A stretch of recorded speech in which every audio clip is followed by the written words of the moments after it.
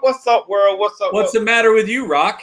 I know, right? We are back once again, another week and another show, man. Glad to be back with my favorite co-host in the world's greatest chaplain, Mr. Lance O'Neill. What's up, Chappie? How you doing?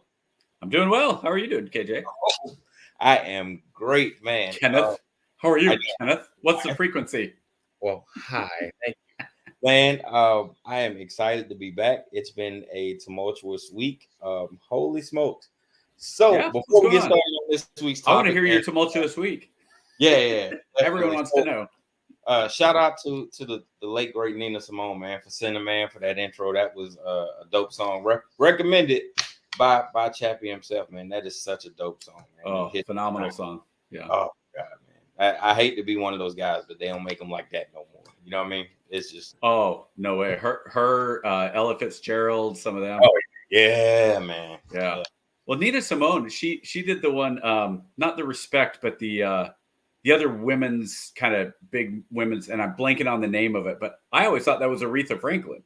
And then I was listening to, and then it popped up as Nina Simone. I'm listening to it going, I always thought this was Aretha Franklin. So yeah, it's one of those that you don't grow up necessarily listening to stuff like that. Like I didn't know about Nina Simone until a couple of years ago. And I was like, where'd this come from? This is awesome. And which is crazy because my dad was a huge Ella Fitzgerald, loved Ella Fitzgerald. Oh yeah. So I listened to my dad growing up, you know, when they would come out and in the car, we'd put on the Frank Sinatra channel. Oh, wow. Okay. Yeah. So big Glenn Miller, the big bands, all that stuff. And growing up, you're like, jazz and all that good stuff. Well, yeah, but growing up, you're like, I don't want to listen. And then you get older, and you go, this is actually really, really good. Oh, okay. Yeah. So, man, this week. So, I don't know if you guys out there in the universe kind of know whatever, but we've been kind of exploring with playing some snippets of the show, trying to get awareness, whatever, and I forgot just how interesting people are in their commentary. I have been called everything under the sun. Holy smoke, fantasy. What the heck just happened to your fantasy league? Yeah, it's Thursday. The game's on, so yeah. It's not on yet. Oh, it is on. Oh yeah, it's on. I'm gonna cut it off. But I just got back from soccer. Yeah, so I've been called everything from bootlicker to a black apologist and just holy smokes, man, they have run the gamut. So, but you're the representative of the black race. How can you be anything other than great? Man, listen, they dug into me pretty hard, and it's cool though because I love it. I love it. They didn't say anything about me. Nope, no. It was mostly me. Isn't that funny though? Isn't that funny? So but here's the thing: is the difference is they look at me and those who want to automatically dismiss me based on the color of my skin. Absolutely. Because of last week's episode being about race. Isn't that ironic? I'm going to dismiss you based on what you're saying, based solely on the color of your skin. Mm-hmm. Oh, really? Are you? Okay, I'll tell you, you're making my point. Yep, my favorite DM of the week was, "You should know better," and I'm like, "Then what?" Sitting and having a conversation. That's what I'm like. Clearly, you missed the premise of the show. It's called "Two POGS Save the World." So, listen, guy, it's just two guys' opinions on what we think works. You know, everybody It's like my granddaddy used to say, opinions are like assholes, man. Everybody got one. So these are just our opinions, and I'm gonna leave it at that. Thank you guys for the comments, the views. So one thing I want to say about that real quick, KJ, is that I'm fine with everybody having subjective opinions. Mm-hmm. I will never argue with somebody. So right now, KJ, what's your favorite color? Blue. Blue. Okay. Why would I ever take any time or effort to say, oh, no, green's better than blue? It's stupid. It's a bad argument. There's no way for me to say that that's what it is. That said, if I say, what's the capital of Texas? And you say, what is the capital of Texas? I know what it is. Go ahead and say Houston, so you're wrong. You know I was going to say Houston, but I think... say Houston. That's the point. So if you say Houston, then we are going to argue because it's Austin, right? Is it Austin? Yes. Objectively true. Do people in Austin know they're the capital of Texas? But objectively, that's something you can check. And that's been one of my big issues is when you're talking about subjective, we can talk subjective, we can have fun, we can talk about why we think things happened. Last week, look, we were talking about some racial things, why I think certain things happen, why you think certain things happen. But you can't dismiss the fact that there was the Emancipation Proclamation signed by Abraham Lincoln. You can't dismiss the fact that Republicans were actually the ones who overwhelmingly voted for the 14th for the voting amendments and for I think it was the 13th or 14th Amendment. Sorry, I'm blanking. 14th. But yeah, 14th.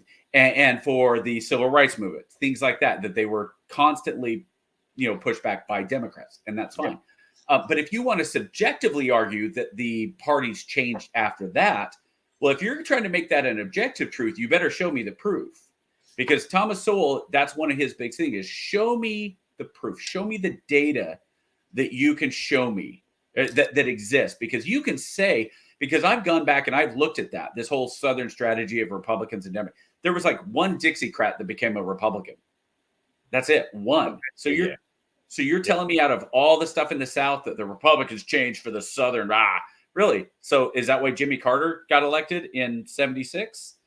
Is that why Bill Clinton got elected in 92? Because the Republican Southern strategy? Really? No, I don't think so. And if the Southern strategy is so strong, why did Obama win so many states in the South?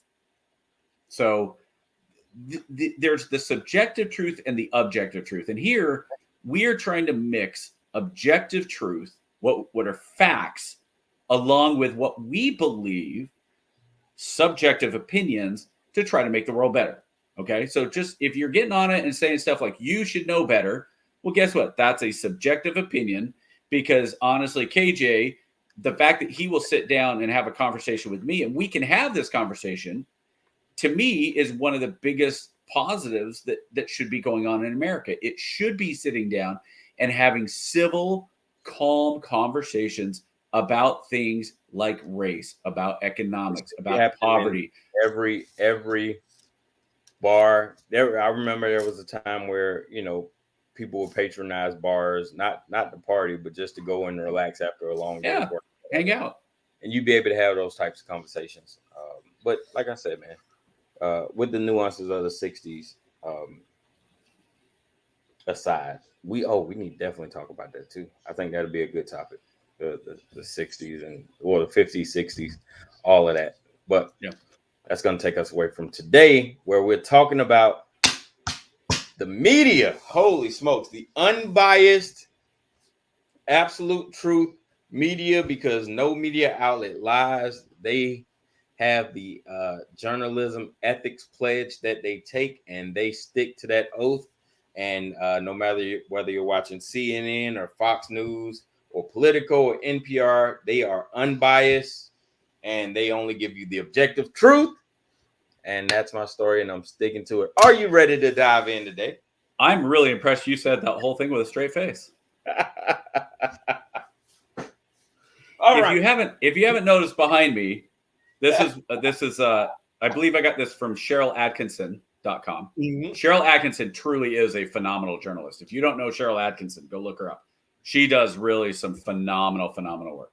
But she put this together, and over here are more right-leaning. And I believe the way she did it was right-leaning and more reliable, and then over here are left-leaning and less reliable, up and down. But I think it's, for the most part, I do think it's very interesting, because you do have some, and for those of you who say, well, you must get everything from over here. I have a subscription to the New York Times. I read stuff off of MSNBC and the New York Times and NPR. If it's a good story, I read it. And one of the things that I find fascinating is if you go to Breitbart and see a story there, let's say example, just because I see Breitbart there. But if you go to Breitbart and then you go over here to the Washington Post and you read the same story, you can generally kind of understand what happens by putting them together and going, oh, that's what we're really talking about. Yeah.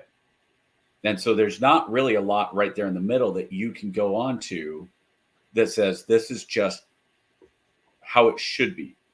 So KJ, journalism. We both started off in journalism, right? I was high school. I did college. I was the editor for my sports editor for my school, which, by the way, is easy because sports is pretty specific. When you were a journalism major or going into journalism, what were you instructed were the important things that needed to be provided to the public, especially in the first 2 paragraphs? So my professor was a little unorthodox, and looking back on it, it was in a good way. He told me 2 things you needed in the first. You need a eye-grabbing headline, something that's going to bring the reader's attention, and then you need the objective truth. He said if you hit them with the truth up front, anything you say after that is irrelevant. But he was like, make sure you always try to hit them with the truth up front. That way it allows them to make their own decision on they have that form their own opinion on your article based off of that. So tell me what the points of the objective truth are. How do you get to the objective truth? There's like 5 of them. Yeah, it's been forever. They start with W's. Yeah. It's almost like they're called the 5 W's. All right. You're talking about the who, what's, when, where's, why's. Yeah, right. Yeah. So we have gotten away. We've seen a gradual, in my opinion, my subjective opinion. Is that what we're doing now? As I believe it, as I see it, we have. Yeah, this is where the cut's going to start. As I see it, we have gotten away from objective journalism because we, for the most part, now on a story, there may be a who, but maybe not. What? Yeah, you kind of have to have a what. Where? Sometimes not. When? Yeah, generally a when. But why has suddenly become so important. But the why has become, it's what the reporter or the writer or the presenter wants it to be. Right. They've gotten away from the why being the basics of, well, Elon Musk launched this rocket because he wanted to connect the space station with a more, commercially viable engine, and ultimately to use that platform to go to Mars. But basically he's doing it to make more money. Okay, that's a pretty good why. But instead it becomes, the why is because Elon Musk is a new villain who wants to destroy the world. And it's like, really, what? Where does that come from? You go to the White House reporters, the why becomes such a just ridiculous, absolute. I mean, the White House press secretary is the worst. It got to be the worst job in America, because you cannot actually say anything of value. You can't say the truth. You can't.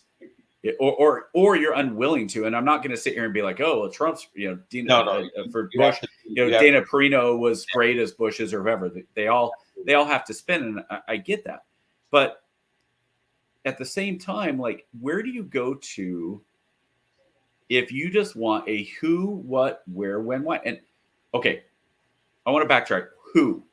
Let's start with the who question. Have you ever seen the headline? Older man assaulted by a group of youths. You ever seen something like that? No, not in the last 30 years. It's always coded. Well, now see, that's the code though. Group of youths is code because they won't come out. So we're in a state where the media, instead of just being real factual and saying an 18-year-old African American was arrested today, and accused of the allegations of burglary. It's a young man, an 18-year-old young man was arrested today, right? Instead of just because in some people be like, well, what's it matter what his race is? Well, sometimes it doesn't matter, and fine, you want to say it like that. But what if you say police are investigating a group of a string of burglaries that have occurred in this area? The suspect is described as being 5'8" male and is wanted for questioning. Well, wait, 5'8", and that's nothing more than that? Yep. Well, because you don't want to say African American. Oh no. You don't want to say white. Oh no. Because we're at the point where it's like we've gotten so the media itself has gotten so convoluted about race that you can't even talk about it. You can't even say like, look, the suspect's a black guy. So what? The suspect's a white guy. So what? I don't think so. I see it a different way. Oh, you haven't seen that? Okay. No. I see it, but I see it a different way. So how do you see it? So when the media, right? When the media, it depends on the intent of the story, right? Like going back to your example with the Washington Post and Breitbart, right? If Washington Post and Breitbart, right? We're using the example of a young male suspect accused of armed robbery, right? So Breitbart will fluff it up with, crime statistics and saying, oh, everything, they add all the fluff and stuff. The Washington Post will try to dress it up and say, oh, well, he was a nice young man, on his way to college, and, there was a kitten in the car, so he broke the window to try to say, you'd be like, come on, man. You know what I'm saying? So it depends on there's always, if we look at it objectively, if we look at it objectively, right?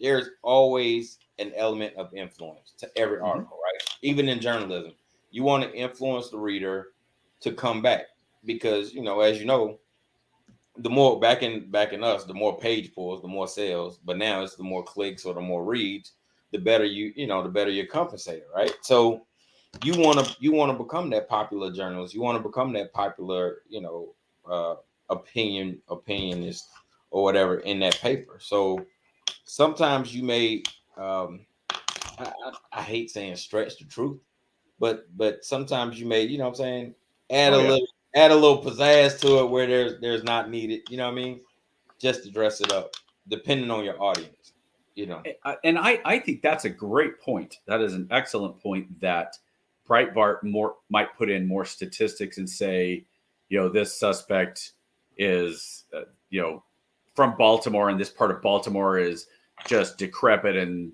lots of drugs and blah, blah, blah, where the Washington Post is going, oh, this is a very, welfare needy area, part of Baltimore that has really struggled with race relations and police violence in the last years. And so, and one of the things that just as a thought for that, you see in, I almost don't want to say it because it comes like we're going back to last week, but you and I were both reading Intellectuals and Race by Thomas Sowell.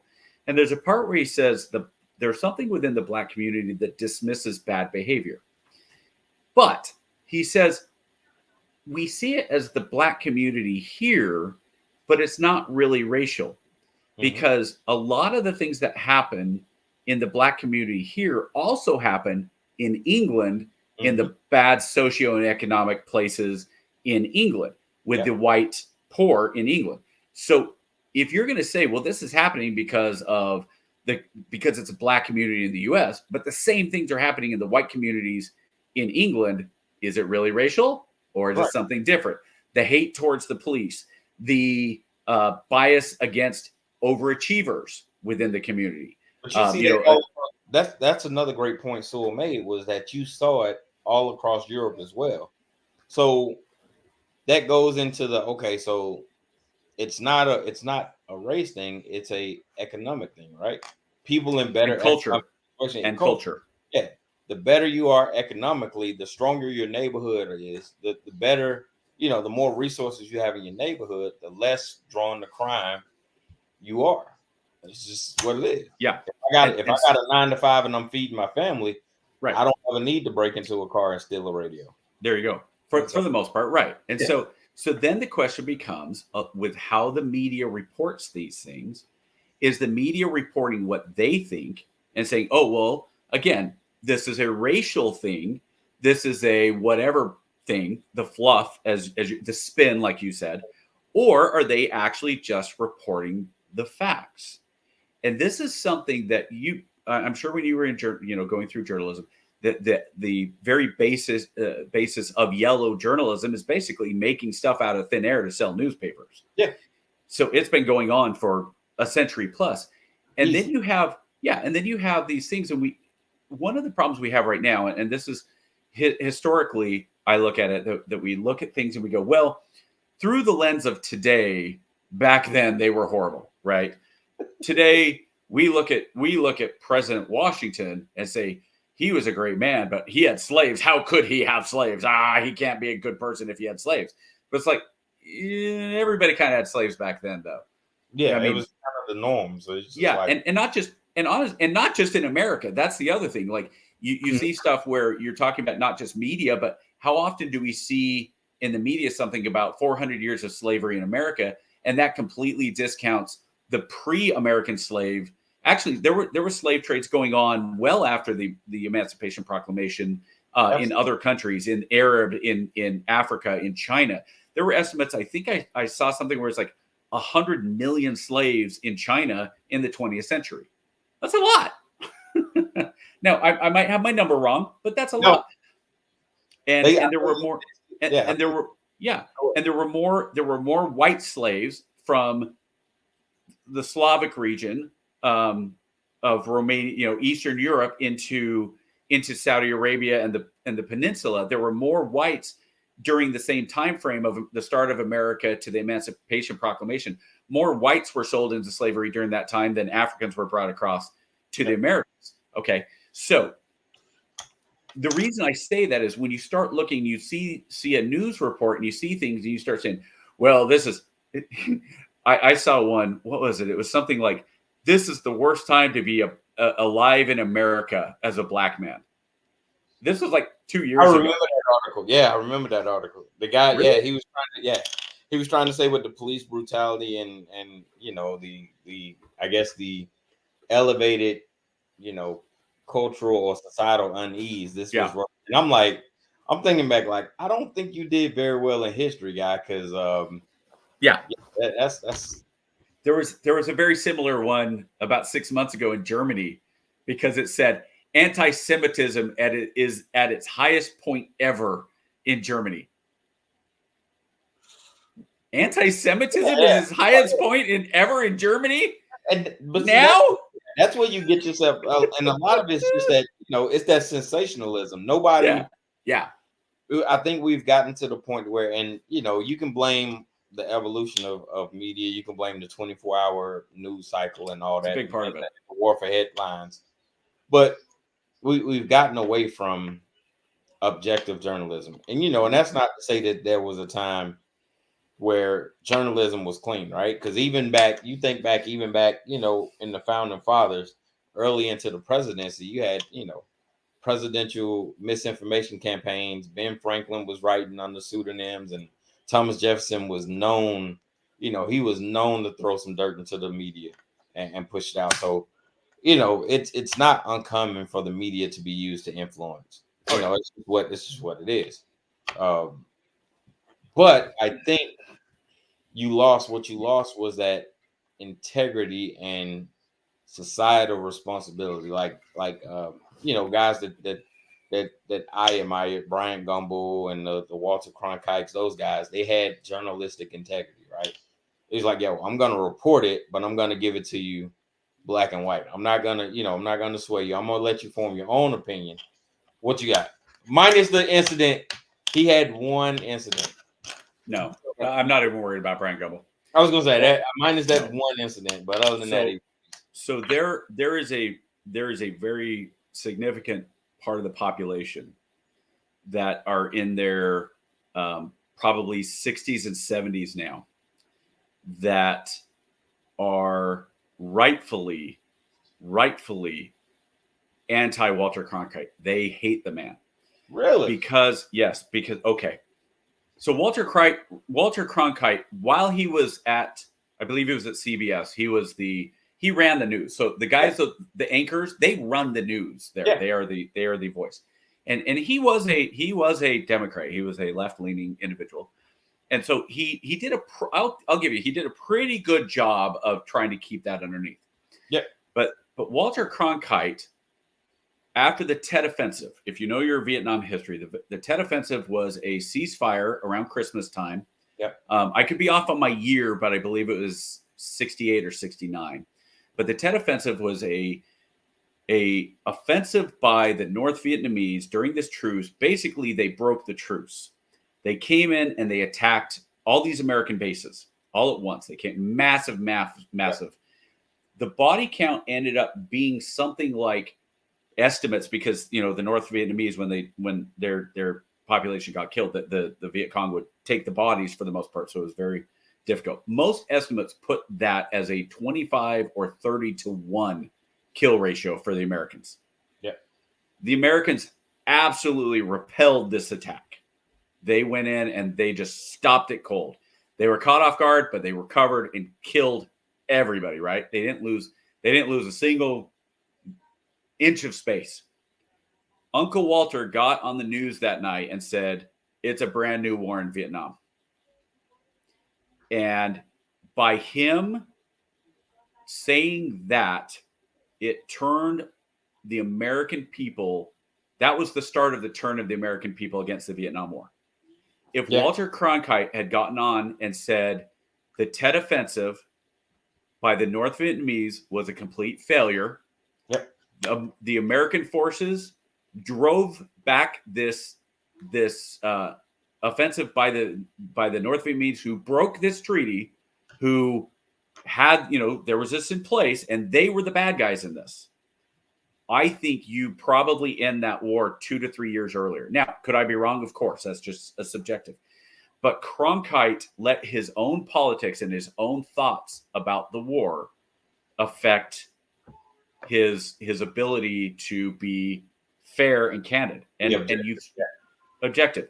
And so that's why I say the why is so important, because to me, as much as you've had journalism and you've had media and you've had, whether it's political, whatever, because I mean, we're talking, for the most part, we're talking about stories that are pretty clear cut, are covered pretty well, especially local level.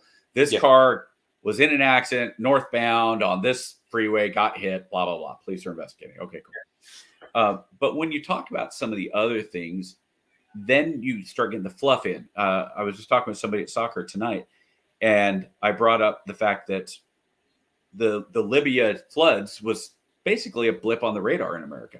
It was really not that big of a deal. 10,000 people died in flooding in Libya. That's unbelievable, right? And they're still digging out from it. And he was like, well, the bigger thing is we need to talk about is they're missing the point that it's about climate change. Wait, what? And I didn't say anything, because he was like, well, these storms here and this and that. But climate change is a big thing. Now, I personally have my opinions about climate change, and I'm not going to sit here because, that's not the point. But I will say this about climate change. I don't think climate change is man-made. I think it's cyclical. I think the Earth goes through cycles like, I don't know, ice ages, little ice ages, warming periods, cooling periods, all that stuff. And if we were serious about things like climate change is being caused by humans, then why is the focus on the United States when the pollution is coming from China and India? So do I really, or if I really think climate change is going to raise the ocean levels by 3 feet, why is somebody like President Obama buying a mansion on the coast of Malibu? I'm not, I kind of watch people and go, that's why. So the wildfires in Maui, oh, it's climate change. No, it was mismanagement by the government. So where's the reporting? Where's the here's what happened? Here's you and I were talking about how did Oprah and The Rock become the face of the wildfires in Maui? And my whole thing was they made themselves they went out and they put themselves out front. And so I know your thought, your kind of implication was, well, people are going after The Rock and Oprah because of the color of their skin. And mine was, oh, was that not what you were implying? No. I'm sorry then. What was your thought on why they were made the they put themselves out there because it was a bad PR move.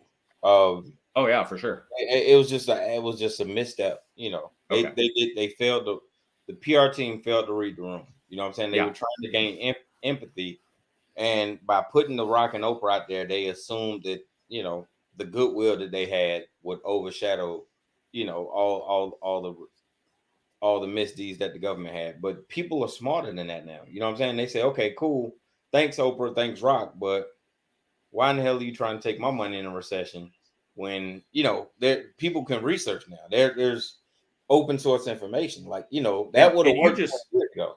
And you just put two people in front of a camera asking for support for the community that are worth a combined $2 billion. Right. Yeah. It was just it was a horrible PR.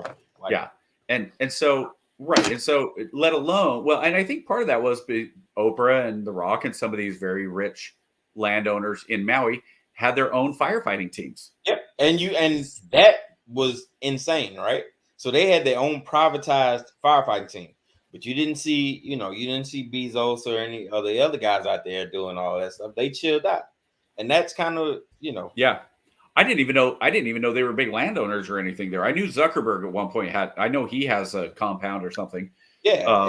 It was just a bad PR move. They failed to read the room, man. For those guys to be so seasoned, I don't know how you messed it up. That's the only point I was getting at. Like okay. Yeah, the whole so then with that, that becomes the question of how did the media cover it? So they misread the room, and the media also didn't do a good job of reporting how it happened. Have we heard yet? Once it's that news cycle's passed. Yeah. Now we're not even talking about Maui. That was like 2 weeks ago. But you're not. And 100 people died in a wildfire. Hundreds of people died in a freaking wildfire in Hawaii. And that's a story for 2 weeks? Wow. I mean, talk about short attention span that we have as Americans. That's one of those times, man. You got to keep what's next. You know what I'm saying? What's next? Like that's I guess that's I'm kind of envious, of back in the day, because you were able, good, bad, and different, you were able to let news cycles simmer. You know what I'm saying? And I think back to I think back to something as sinister as, Watergate, right? We talked about ad nauseum. If Watergate was to happen now, well, it'd probably be a big deal because of the political, for a day or two, for the political landscape, but it wouldn't be nearly as catastrophic. You know what I'm saying? They'd be like, oh, and then 2 weeks later it'd be under the bridge, unless they do congressional hearing or something. But I think I think Watergate. We had a Watergate, not 3 months ago. The Trump and the Biden top secret documents within their garage and in their closets, right? Yeah. You could compare. You could say compare. Now, different circumstances. I get that. But I can see that comparison, yeah. But imagine in 1972, or was it 74? The break-in was in 72 because the election was at the end of 71. So it all came out in 72. But imagine in 72, they come out and they go, LBJ had hundreds of documents and boxes in his garage, and we are getting this information from sources within the FBI, and they are raiding the president's house, and that story would have been front page every day for weeks. And weeks. And LBJ would have been like, oh my gosh, please look at my penis instead. And if you know anything about LBJ, you'd get that joke. because it's only half a joke. It's a very long joke if you get the joke. No, pun intended. Pride of Texas. Yeah. So Pride of Texas. You ever seen anything like that, boys? Man. So you look at those things and you go, what the news cycle and the understanding would have been. I think Watergate. Honestly, I think Nixon survives Watergate in today's climate Easily. Yeah. What President Biden did, getting him in a forum and saying, I got the prosecutor fired in Ukraine. And it turns out, even then we knew this, but now that it's pretty clear, that the prosecutor was investigating Burisma and Hunter Biden and the role there. And then he came in and said, get rid of him. The fact that is not just grounds for impeachment, but not even grounds for impeachment. Here's the thing, not even grounds for impeachment. All this stuff in 2020 election was basically not even covered. Yeah. Do you know Biden ran in 88, right? He was a viable candidate in 88. Do you remember why his campaign fell apart in 88? Was it the school busing scandal? No, it was because he lied and he plagiarized all this stuff. They went back and they were like, okay, he plagiarized this. He really wasn't in the top in his school here. He said he was. He says he has 2 degrees and he doesn't. So all these lies that came out. Well, here's the funny thing. In 2020, he said all the same things, all the same lies. And the media went, yeah, orange man bad. It's just, it's, you see and it. Look, I'm not saying this pro-Trump. I'm not saying this anti-Biden, anything like that. Yeah. I'm saying that the media in 2020 did not do their job.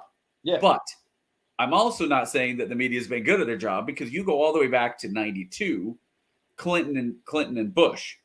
In 93, the journal might, now you can fact check this, but this is the story I heard, that so journalists have a national conference every year.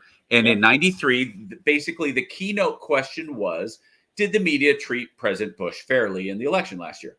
And they asked Bush, and his response was, well, they're asking the question, aren't they? Meaning, if you were fair, you wouldn't even have to be asking this question. That to me was a start. But to me, the biggest point of divisiveness in America comes from the 2000 election, Gore versus Bush. We've talked about this. Gore, get ready for a cut. Okay, this is where the cut's going to come in, and we're going to have it's going to be a snippet. Watch. In 2020, I'm sorry, let's restart that snippet because we don't want to do it wrong. So bookmark this, 38 minute. I'm going to make it easy for you, KJ, when you edit this. 38-minute mark. Boom. In the 2000 election, when Bush and Gore were having issues with the hanging chads and the voting slips and all that stuff, the media came down and they flocked in and they said, oh, Bush is trying to steal the election. Bush is trying to steal the election. It goes to the Florida Supreme Court. It goes up to the Supreme Court. The Supreme Court rules, and the ruling favored Bush winning. And all you heard from the media was the Supreme Court gave George Bush the presidency.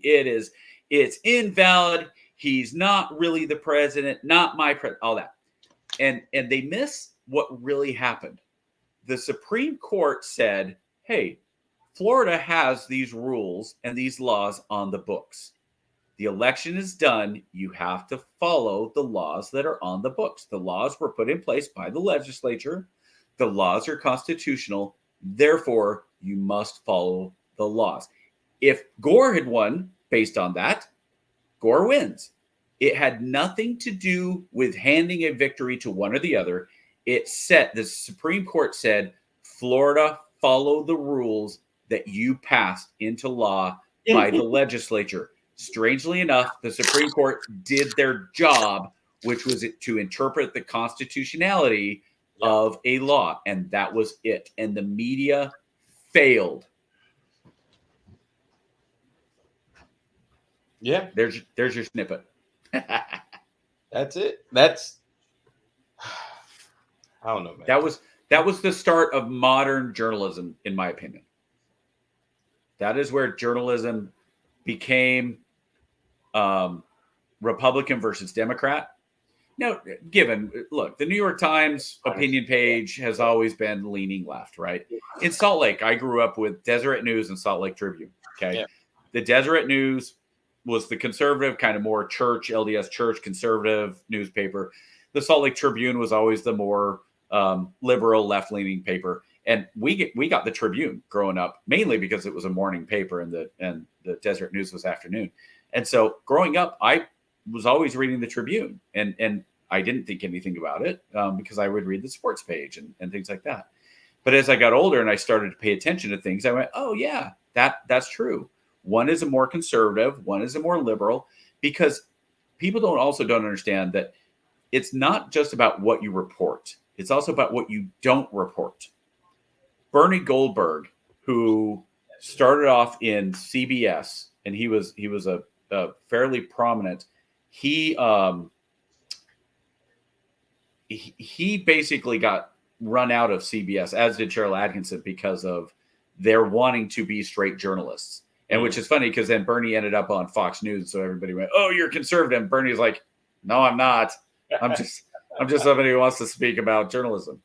So, all right, what responsibility do media organizations have in addressing the spread of misinformation and fake news? And how can they strike a balance between free speech and responsible journalism? I figured that tied into what you were talking about anyway. That is I will say a couple things here. I don't think media organizations have any responsibility of the spread of misinformation and fake news.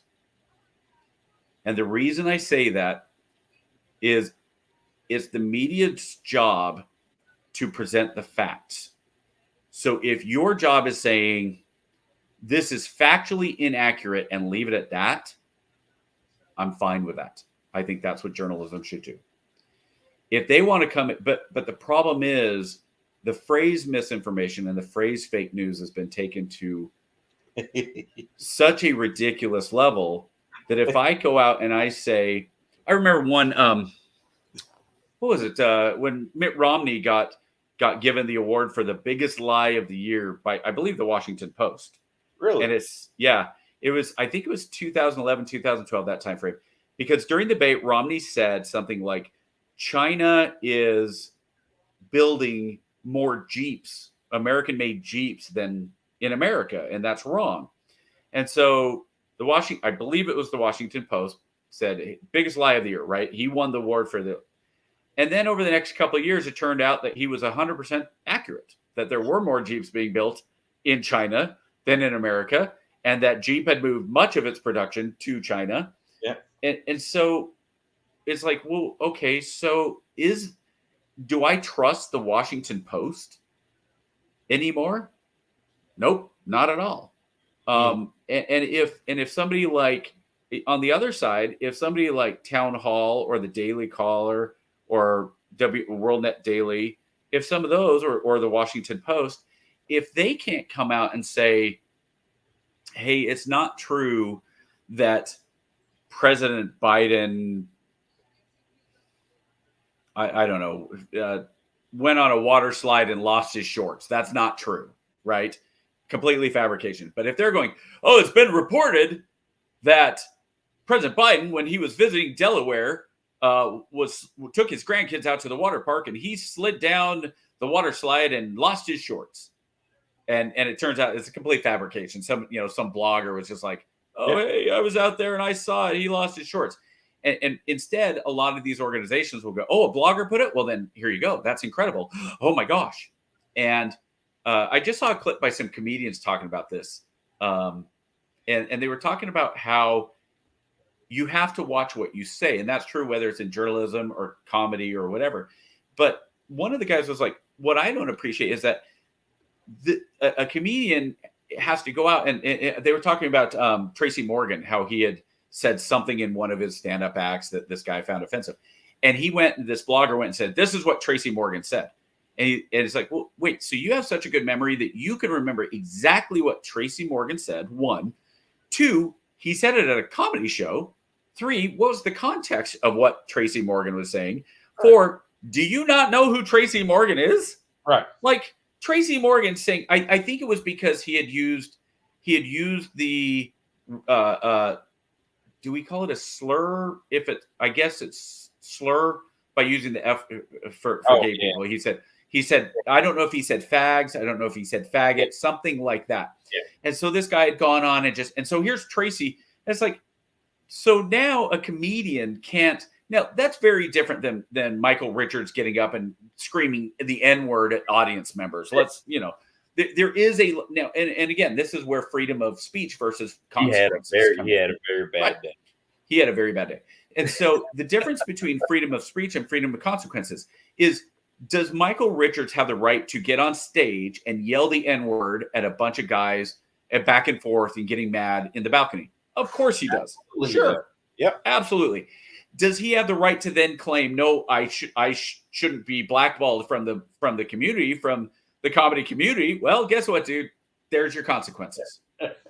You have the right to say it, but freedom of speech and speech without consequences are two different things. And that's where the media, I think we've gotten with the media.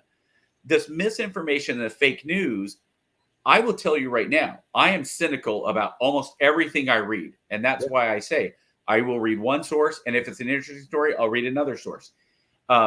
Because I do not Facebook, when they come out with it, or I guess X, Twitter, when it says, here's the community standards, even those I kind of go, really? Because I found that certain people get more fact checks. When you're coming out and I saw CNBC, one of them, CNBC or NBC, popped up and said, here's President Trump's fact check on when he was, what's the Sunday Meet the Press? I guess he was on last week or the week before. Where they do they go back and read the transcript and try transcripts, right. Yeah. And so there's certain ones where it's like Trump saying, no, I've never said that. And the interview saying, well, you said this, and oh, no, I never said that. And then in the reviews, sure enough, they say, well, actually, he did say this, and so Trump was wrong on this. He was lying or whatever. But there's other ones where it's like you also at the same time, because it might make him look bad, is, well, Trump saying, look, I said the sky was blue, and so I think everybody knows that the sky is blue, and so that's what I said. And then they're going to go fact check and they say, well, it's mostly false because the sky is actually sky blue, which is different than blue. And because it's on this technicality of sky blue or azure versus blue, it's mostly a lie. And you go, how is that you fact checking versus you nitpicking into a lie or into the facts? Because you as a journalist, you're supposed to be giving the information. You're supposed to be saying, this is what he said. Okay, fine. Now, it's now up to me as a partaker of media to go find out what the truth really is. Now, as a news source, if Trump gets up and he says, or let's use Biden this time. If Biden got up and he said, I think we would all understand if Biden said this because he's had Joe being Joe moments before, where if Joe Biden got up and he said, police have killed 2 million unarmed black men in this country last year, 2 million. And the real number is somewhere probably around 30. Okay. Now, do I trust the Washington Post to fact check that and say, in reality, it's only 30 and President Biden? No, I expect them to probably just dismiss the fact that he was so off base. And I expect Breitbart to be the headline of Biden claims 2 million unarmed black men died last year. Actual number was 20. Yep. And so as a journalist, I think in that case, you do have the responsibility to address the real news and the speech that was made while saying there are inaccuracies that were made. Because now here's what Biden said. Joe Biden. What? Was that a speech at this location? Where?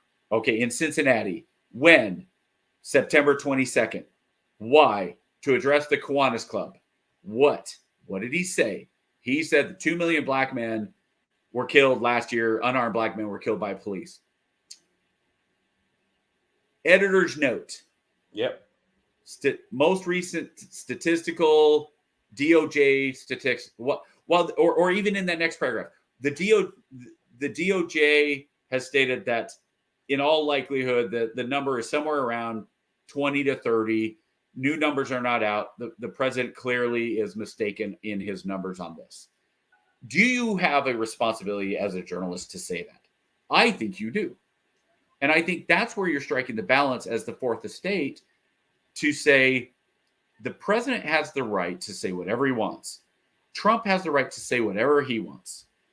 But you don't have the right to fact check Biden by saying 2 million unarmed black men were shot and killed last year. But then you're going to fact check and say, well, Trump claimed that 250,000 illegal immigrants came across the border last month. He's lying. It was only 220,000. He's just completely wrong. And that's the type of thing that drives me nuts. And or that the lie of, well, Trump is grossly exaggerating. Well, that's probably what it would be. Trump is grossly exaggerating the number of immigrants that have come across the border without even stating that the real number is 220,000, because Trump said 250,000. They'll just say he's grossly exaggerating. And I think you hit a point right there where it's not what you say, but how you say it, right? By saying that he grossly exaggerated a number, you lead the reader into believing that the number is just, astronomically off, when realistically it could only be, a couple of thousand. That's interesting, man. What do you think about this? Because that brings up a great point. I think this is the start of it. Started in the 2000 election, and then it just snowballed from there. You had the AM dial was dominated by Rush Limbaugh, and Sean Hannity, and then you had Limbaugh. Remember, Limbaugh got a late night show for a while, and then I think he said something that the ABC execs didn't like, which I'm shocked. How did they not know what Limbaugh was going to say? He's a conservative, and ABC's pretty much as liberal as the other major networks. Sean Hannity goes towards Fox. Now you have Fox on this side. And one of the things that I've always laughed at is when people say, well, Fox is biased. Fox is biased. It's like, well, yeah, of course. Fox is biased towards the right. But at the same time, if you look at the major organizations, you say Fox is biased. Okay. So you're talking about one network that you can really identify. Now, I'm not talking about these little ones that have popped up, ONN, and I don't even know some of the Truth Social, Trump's thing. I don't even know. Yeah. But really, Fox News has been the thing, right? Fox News. And they're conservative. They're there for the Republican Party. They're in the Republican Party's pocket. Okay. Well, let's say they are. Let's say Republican or Fox News is slanted 90-10. 90% Republican, 10% towards Democrats. You cannot convince me that MSNBC isn't 90-10 to Democrats, and CNN and CBS and ABC and PBS. And so you have all these networks on one side that are left leaning, and you have one on the right. And because the ones on the left are in the majority, then and let's include the New York Times and many of the LA Times, the Seattle paper, the major papers, the Washington Post, the New York Times, the LA Times. Let's say, well, the papers they're gonna publish toward their constituents. Right. But they've also over the time, the four papers, the New York Times, the Washington Post, the LA Times, and probably the Chicago Tribune. The four the four liberal newspapers, and a lot of that is driven it. And then you have something like the Wall Street Journal, which is actually fairly center. But because they're center, they seem like they're further right than they really are. And the problem is, because so many of these journalists and journalism professors, let's not forget where this all starts. The education system. Because the journalists in general are coming out of school and they're getting up in the editors, and everybody's so far left, then it seems like to them That's the norm. They say, we're just reporting, we're the center. When if you look at it and you were trying to be really unbiased, most of those guys are fairly far left. Again, the ones I'm saying, the New York Times, the Los Angeles Times, you look right here. Now, I'm talking about the opinion pages. Don't get me wrong. I'm talking about the opinion pages. Yeah. The New York Times straight news is fine. Fox News, Fox.com straight news is fine. The who, what, where, when, whys, for the most part, they're fine. But the opinion based, no, they're extremely biased. And so you have these news organizations who are going towards the money. Ariana Huffington, she started off as a conservative. Joe Scarborough was a Republican. What they do, they became left-leaning journalists because that's where the money was taking them. And I can't say for sure, but I'm guessing if Joe Scarborough had been offered a morning show on Fox News in 2000, whatever year he started, we would have a very different Morning Joe show. My guess is he'd be seen right now as a very, very ultra conservative, blah, blah, blah, because that's where the money is. But he was hired by MSNBC, and that's the audience. What's the guy's name that just left Fox? Tucker Carlson? Tucker, yeah. Tucker started off at what was it, CNN, I think? Or MSNBC? Yeah. Well, he did CNN for a while. He did the Crossfire for a while, the new fire. And I think the funny thing about Tucker is I really do think Tucker is – I think he's political as a game. I think he sees it all as a game. It is. Yeah. And so he is willing to kind of stir the pot, whoever it is. You know who his mentor was, right? Bill O'Reilly. O'Reilly, you are, yeah. Look, I liked O'Reilly. I watched O'Reilly some. I liked O'Reilly because O'Reilly was a master of the game, right? He knew how to get the story, and he knew how to spin it to where it's going to bring in viewers. Ironically, spin it in the no spin zone. Yeah, absolutely. And the cool thing, and that's why I kind of like, I sit back and I look at those guys and like, Lemon started off kind of like that too, but then he just got his ego took over him, and he just went off the rails. But that's a different story. But the cool thing I like about Bill O'Reilly is he was able to play the company line, you know what I'm saying? Play the company influence, but not completely give into, like, he didn't go Rush Limbaugh. He didn't go full Rush Limbaugh.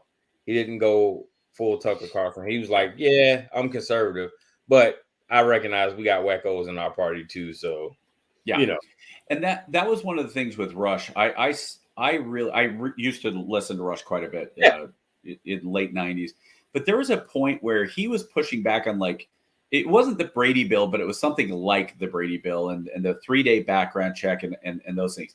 And I'm sitting there going, okay, I'm a conservative. I think gun ownership and the Second Amendment is absolutely right and all that. But is it really that horrible to make somebody wait until a background check is done? And it went from 3 days to basically instantaneous with the advancing technology. But is it really that bad to have a cooling off period of 3 days from when you want to buy a gun to when you actually get the gun? And when Rush Limbaugh was going off and saying, oh, that's just un-American, unconstitutional, I really was like, that to me is a little, that's party. Yep. That is about the Republicans trying to pass something and you holding the party line. And that's where I really started my shift away from AM radio. And it's funny because I had a guy that I went to high school with. His dad was a columnist for the Salt Lake Tribune, and he was a hard Democrat. And this kid's he's my age, very much a leftist. And we would argue and different things. And we dropped from Facebook mainly because the way he argued, I thought was very rhetorical and didn't add anything. And he just, when he'd bury you in words. And then when you made a point in, like, hey, what about A, B, C, and D? He'd go, oh yeah, but B.2 said the wrong word. So I'm going to go off on you in that. Because if you can't even write then the right way, and it's like, dude, that was a typo. And you're going off on some big, long tangent about things. But it was a huge victory when we got him to admit that a abortion at week 38 was immoral. And he was like, okay, yeah, I can see it. And it took 2 weeks to get him to admit when, like, this was wrong, that you couldn't have an abortion at 38 weeks. That was immoral. And then when he did that, unfortunately, one of my other friends jumped in and said, so what's the difference between 38 weeks and 20 weeks? And I was like, no, dude, no, let me do this. I got him. I had him on the hook, and you just came in and Leroy Jenkins this. And so, and so part of that was the to me, part of it was kind of what happens in the media is, instead of just covering the facts and trying to understand what's going on with the situation, we are so built in to looking at the undertones and the racial aspects and all those things. Like, it's to the point, I think that we're at the point in America where if you see a news story that says a 75-year-old homeowner shot a 20-year-old intruder who is burglarizing his house Sunday night, I think right now in this country, most of us are going, well, because we've been trained this way. I don't think this is right, but I think we've been trained this way to go. Already put in the races in your head. Right. Well, I can't judge this until I know what was the race of the 75-year-old, what was the race of the 20-year-old. Because suddenly, I will readily admit, I've read stories and went, oh my gosh, what happened here? And then when I see the picture, I go, oh, that's not what I expected. Both ways, both ways, for good and bad. So, there's certainly been stories that I was like, good for them, and we don't really cover what's important either. Like, again, look, I understand some things are important on a local level, but when there's things going on, like 10,000 people dying in Libya in the aftermath of Libya floods, versus, and that's basically not anywhere to be found unless you go looking for it. But in my news feed, because of the algorithm, it pops up that says this Augusta football team and this Augusta football team, high school football teams, have to forfeit their next games because they had a major fight last week, I guess. So they forfeited last week and now they're forfeiting this week. Okay. How do I know more about a high school football brawl and suspension than I do about 10,000 people dying in a flood? I don't care if it's in Libya. Libya might as well be Atlanta. Atlanta's 3 hours away from here. In today's world, in today's technology, Libya is as far away as Google, or as far away as whoever the reporter is. And that's where I try to use the power of the internet. I am so amazed that children today are unable to see what value the internet is. The internet. Okay, we talked last week. We said we might bring up some stuff about the media and who runs the media and all that stuff. Now, I'm gonna go on that a little bit, and AI might come into play on this. Yeah. Now, I need to put a disclaimer here, because I am a chaplain. Chaplains have religious points of view. Yeah. I do not normally share my religious points of view, simply because in the military environment, about 70% of soldiers are agnostic at best.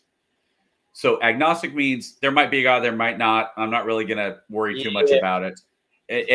Or atheist, right? So basically about 70% of soldiers aren't driven by any form of religion. So if I go in to a soldier and the first thing I say is, well, what's your relationship with Jesus like? I probably just shot him down and everybody that he goes back, oh, don't go talk to the chaplain. He's a Jesus freak, right? So, but I believe what I believe. I believe in God. I believe in Christ. I believe in the atonement, all that stuff. I have a very firm belief in those things. And because of that, I find it amazing when I talk to people and I say, okay, so you believe in God? Yes. You believe in Jesus? Yes. You believe in a literal Jesus? Yes. Do you believe in Satan? Well, no, he's just an idea. But you believe literal Jesus? Yes. You are a Christian? Yes. You're Jewish. Yes. You believe in the literal God. Yes. You're a Muslim. Yes. You believe in Allah. Yes. You believe in the literal God. Yes. You're Buddhist. You believe that Buddha was a god and he was enlightened. Yes. But you don't believe in evil, a personification of evil. Well, no, that comes from man. And that's where I go, that's amazing to me because, well, I think as humans are fallen, we are influenced by evil, and we are influenced by evil incarnate, meaning Satan, meaning Lucifer. And when we have these divisions, I do think that at its core, it is the adversary, meaning Lucifer, meaning Satan. And you can say I'm crazy all you want, but I think that is where the push for the division comes from. The core of racism is with Satan because he doesn't want KJ. He wants you to see me as a white dude, and he wants me to see you as a black dude instead of me saying, you are my brother, you are a son of God, you are a great spirit, and I love you as another brother. And that's where, if we saw each other that way and we trusted each other that way. Now, people still make mistakes. People are going to be wrong. But if you add a little bit of love and charity, I used that multiple times today. I had a soldier say, well, this drill sergeant, they didn't do this for me. They didn't do that for me. And so, they screwed me over, and this guy doesn't like me at all. I said, okay, so I'm going to give you a little background. In our unit, we're running at about 70% personnel for drill sergeants. Right. So we are way undermanned. Yeah. Now take off another 10 to 15% of those drill sergeants who have to go to leadership courses, have to go to AI, have to go to SLC, ALC, some of those things. So you've got these drill sergeants who are extremely overworked. Instead of dealing with 60 soldiers, they're responsible for 120 soldiers. Yep. They're getting up at 3 a.m. to be in and do PT with you guys. They're not getting home until the sun's down. They're not seeing their own kids. So yeah, might they come off a bit snippy? Yes, they might. But can you show a little bit of love and respect? So do we do that to each other? Do we show each other love and respect and care for each other and say, you know what, KJ, you have a different color skin than I do. You are a different political voice and philosophy than I have. You think different things are important in your life than I do. You're a Braves fan and I'm not. You think that, your kid's teacher is this, that, or the other, right? And I sit there and I'll go, what do we have love and respect? And so AI, to transition that into AI, my thoughts are it's extremely, extremely dangerous, but it also could be extremely, extremely beneficial. Hopefully, AI is programmed in such a way that it is told who, what, where, when, and why is important. And no more than that. Just those things. I would love to be able to, I don't think I have one in here, because if I said it's bling, Alexa, we call it spy device in my family when we're talking about it, so it doesn't pick up, hey, what does the spy device say? So if I ask the spy device, what time is the Dodgers game tonight? And it says the Dodgers first pitch is at 10:10. Cool.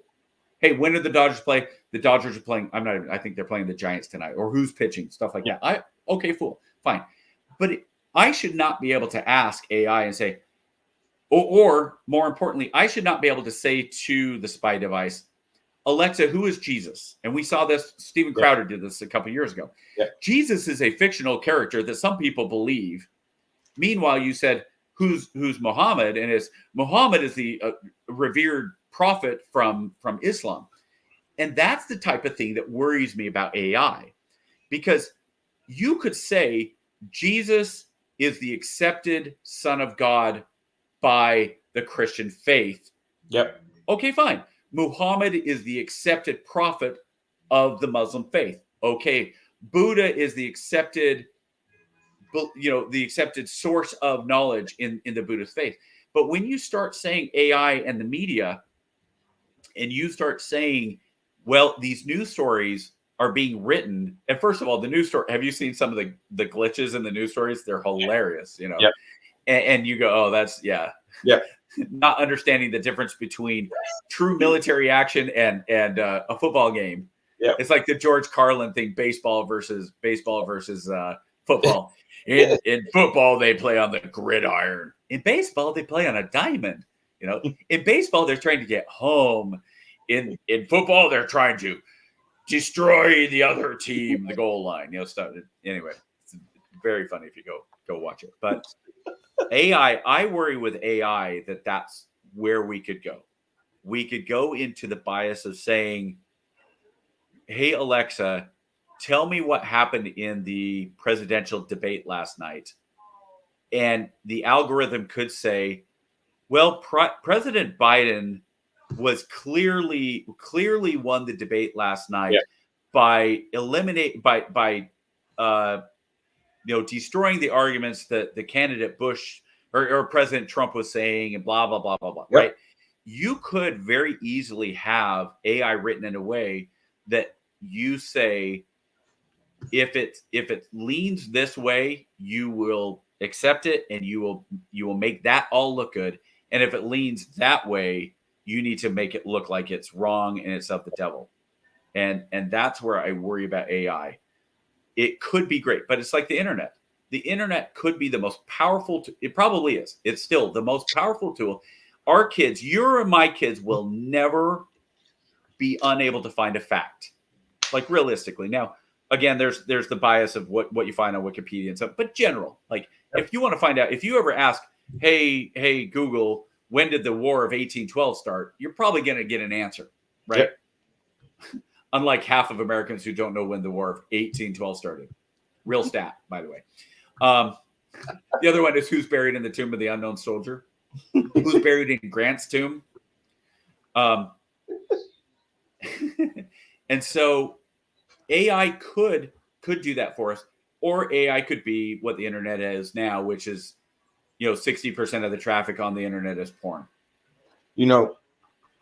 That when internet first came out, do you remember what they championed it as when it first came out? I know I was online in 1994 on Prodigy.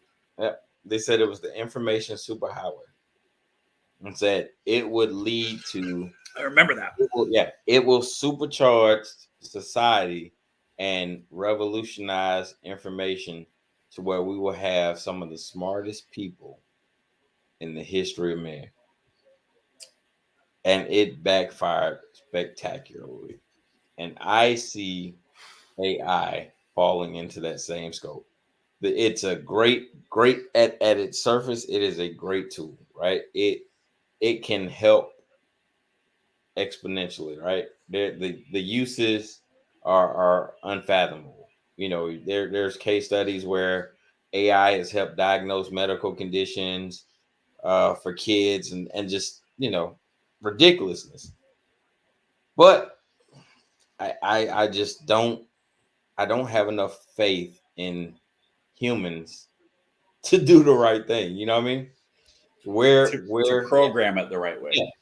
Where something can be perverted, it will be perverted. I just, call it the fall of man, call it just the evil hearts of man, whatever.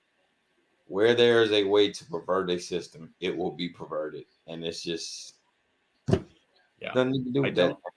I don't disagree. And that goes back to and a lot of the stuff we talk about. Racism.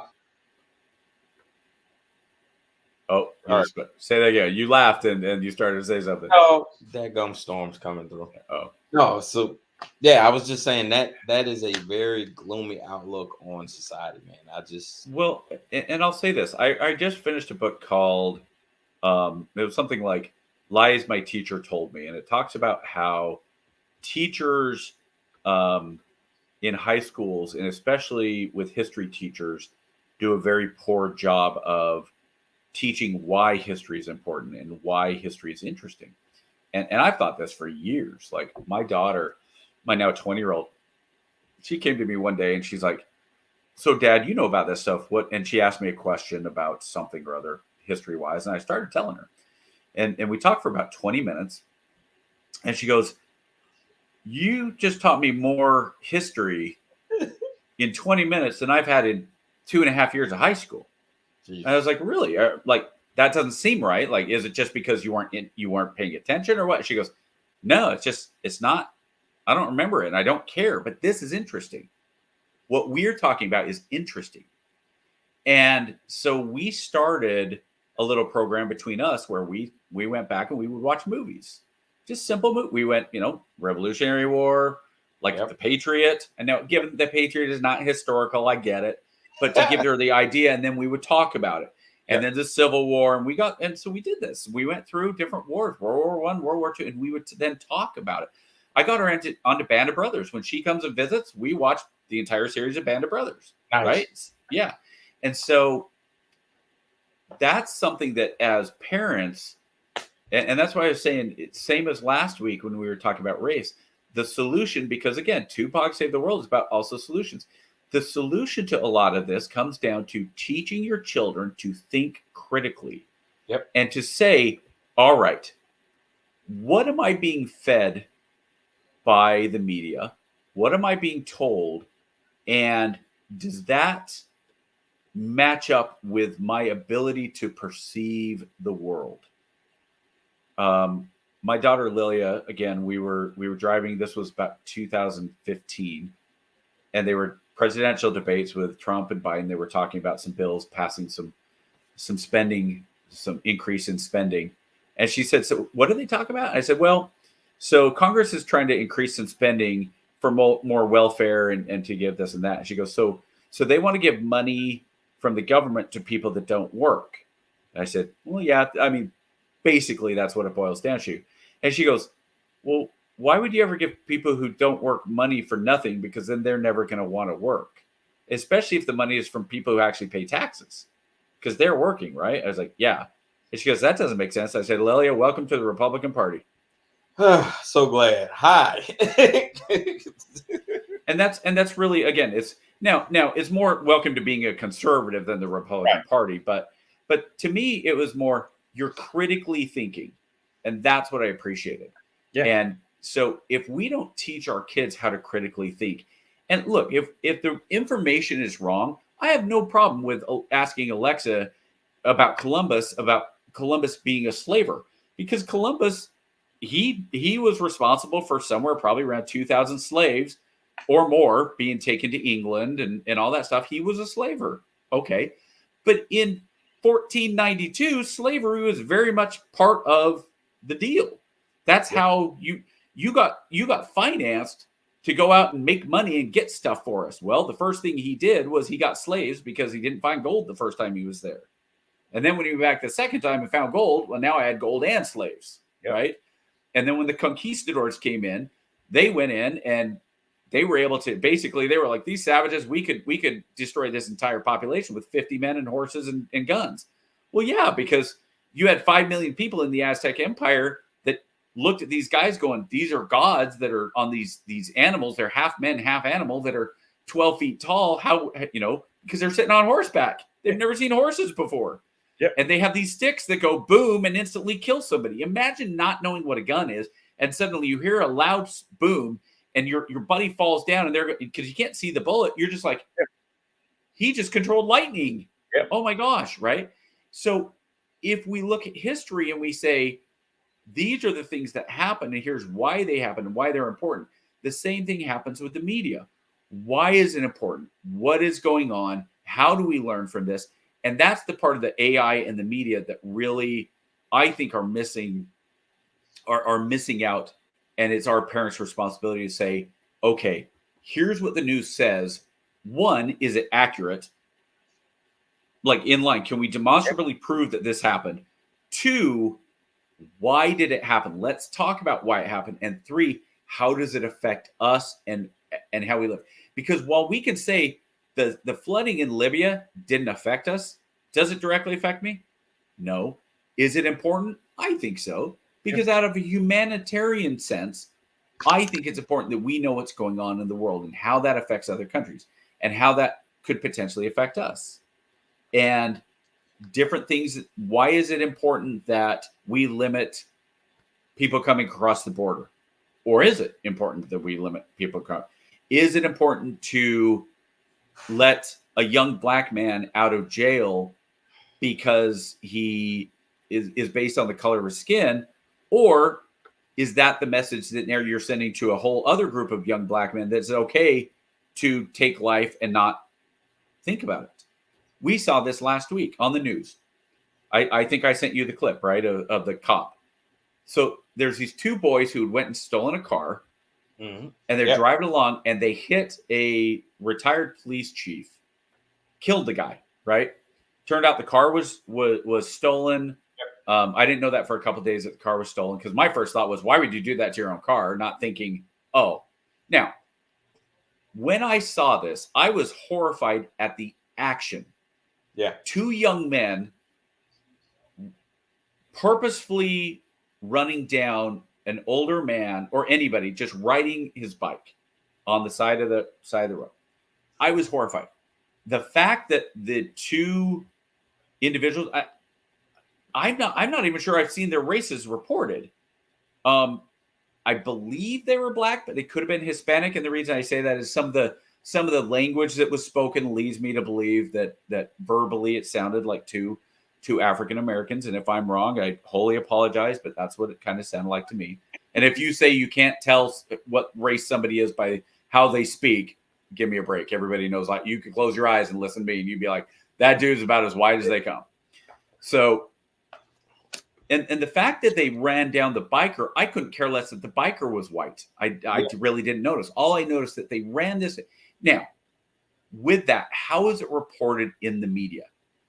Is it reported two black men steal a car and purposefully run down a white man on a bicycle? Did they do? Now, I don't know if they did it because the bicyclist was white. I don't know if they did it because they thought it would be funny just to run off a bicyclist. I have no idea. Is it important? Well, it's important if turns out on the video they were saying, hey, hit that white dude. Then it becomes important what the races are. They would have to classify that as a hate crime, I would think. Now, here's the funny thing about hate crimes, and this is why I laugh at hate crimes. What crimes are done out of love? That's what I'm saying. All crimes are hate crimes. But I know what you're saying, though. Yeah, it's one of them things where it's like, every crime's a hate crime. Like, nobody. So is it? I love you so much, I'm gonna kick you. Well, so is it the media's? So here's my question, KJ, and maybe this is something we can leave on and just to ponder. When we start talking about something like these two young males, because I believe they were both about 20, running down the cyclist, I really don't think it's important what their races are. I just don't. What I'm much more interested is, how does the media portray this and let these young people know that behaviors like this are completely unacceptable? And I don't think the media does a good job of that, because the media then goes, well, who am I to say it's wrong to run down a bicyclist?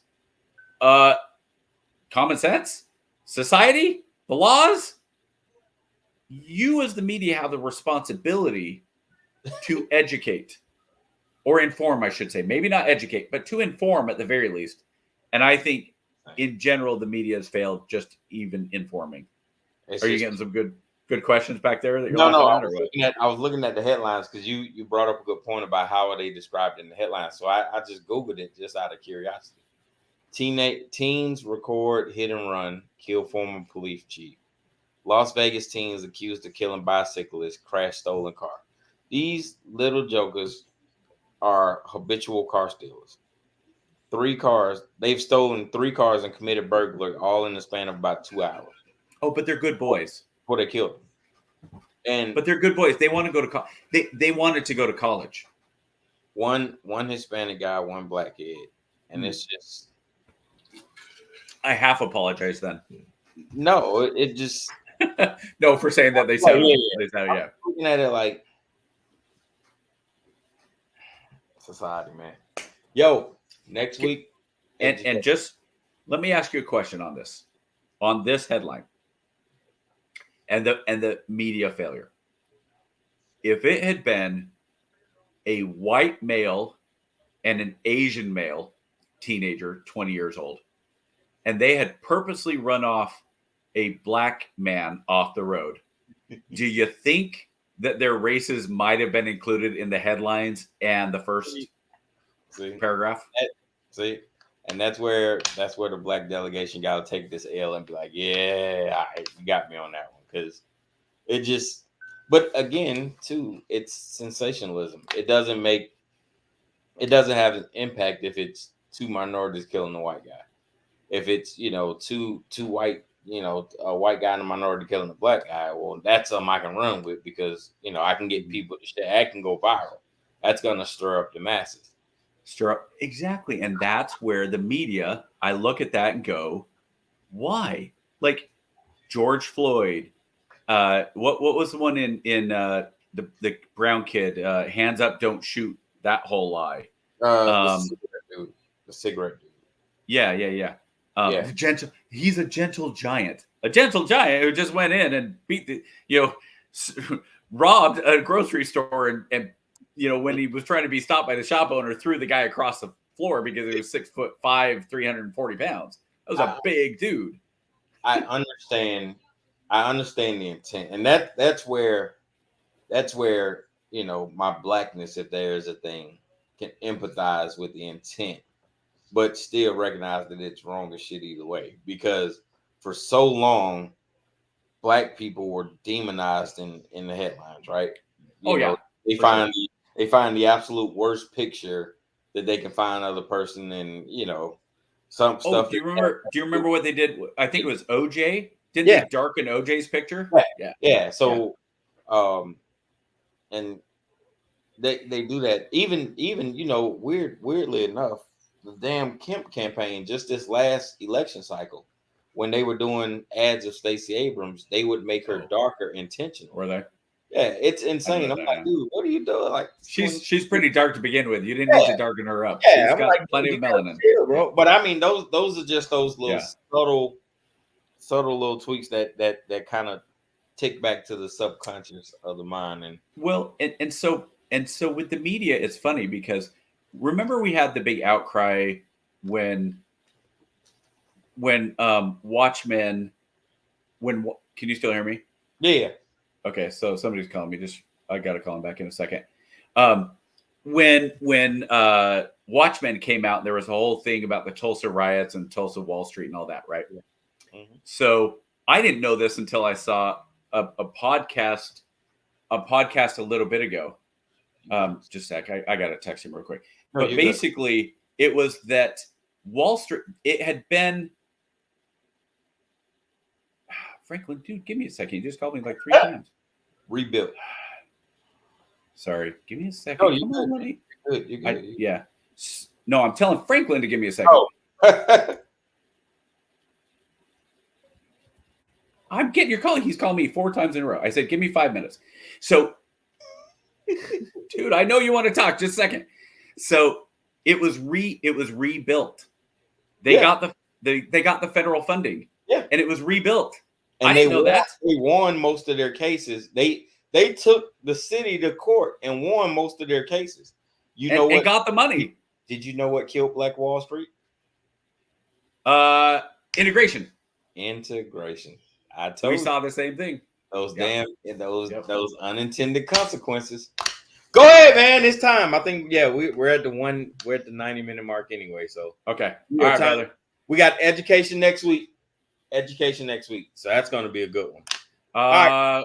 Hey, I'll talk to you about that because we might have to move up to Wednesday because I will be on a flight to Salt Lake on Thursday. Let's do it. I don't know what time I land.